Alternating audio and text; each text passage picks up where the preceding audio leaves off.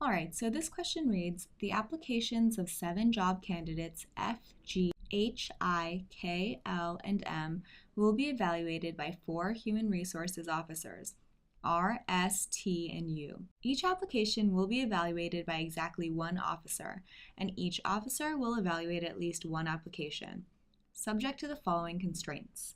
So we have 4 human resources officers. We're going to line them up vertically. It's important to realize which ones are the variables that are movable and which ones aren't. So since the candidates are going to be assigned to the HR representatives, we're going to have the candidates written up here horizontally, and we will be assigning them to the HR representatives. So we know that each application will be evaluated by exactly 1 officer, and each officer will evaluate at least 1 application.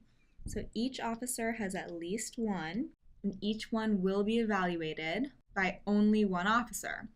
So to write out the possibilities, we know we could have either 4 in 1 HR representative and then 1 for the rest of them, or we could have 3, 2, 1, 1, and then 2, 2, 2, 1.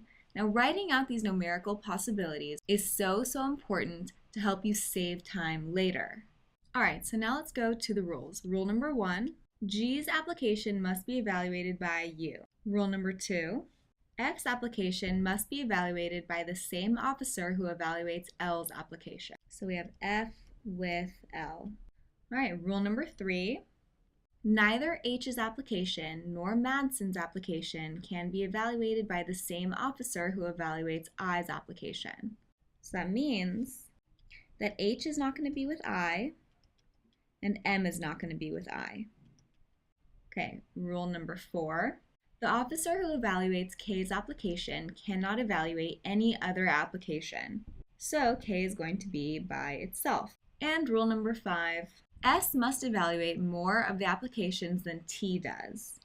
Okay, so that means S has more than T, so going with our numerical possibilities, that means S is either going to have 4 with T with 1, S is going to have 3 with T with 2, S is going to be 3 with T with 1, or S is going to be 2 and T with 1.